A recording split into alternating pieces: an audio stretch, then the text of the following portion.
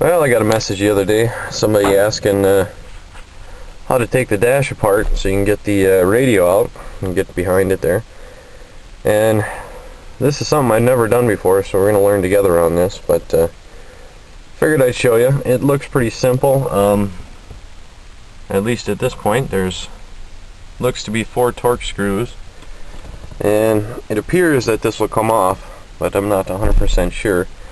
So I'm going to go ahead and take a Torx and take these 4 screws out and see if there's anything more I need to take out. And then once we get behind there, I'll see how the radio itself comes out. Well, this was kind of an interesting find. I went ahead and I took out the 4 screws that were in the corners here, and it didn't seem to want to come out, because on the left side there's a screw right below the voltmeter right there that actually goes through the back of this piece, which I didn't know before I started. And you can always keep track of that one because it's smaller than the 4 that came out of the corners. They're much longer, so I had to pull that out.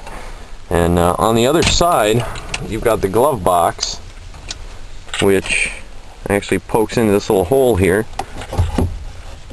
right there and sits up there. So what you do is you take out those 4 screws, you open the glove box, and you just kind of pull them apart real gently, and it'll just slide out.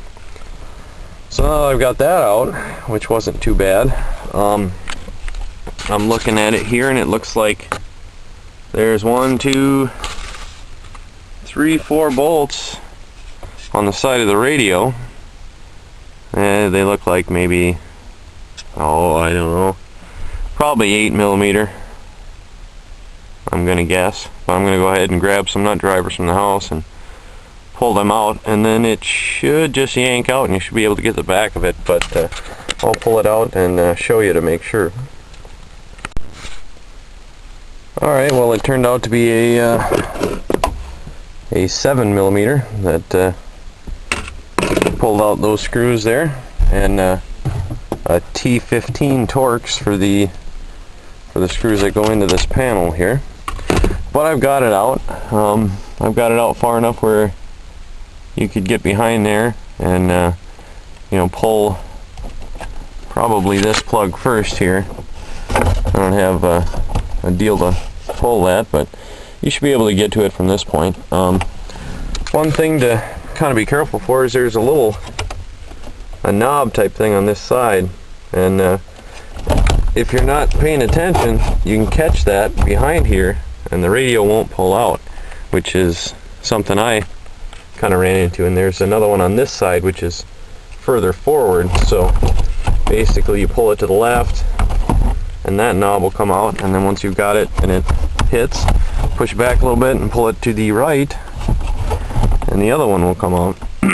And then go ahead and unplug those wiring harnesses and the whole radio should come out. So that's how you get a radio out of an S10.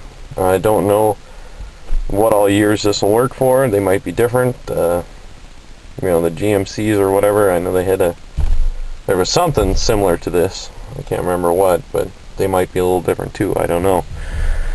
But as far as an 85 S10 goes, that's how you get it out.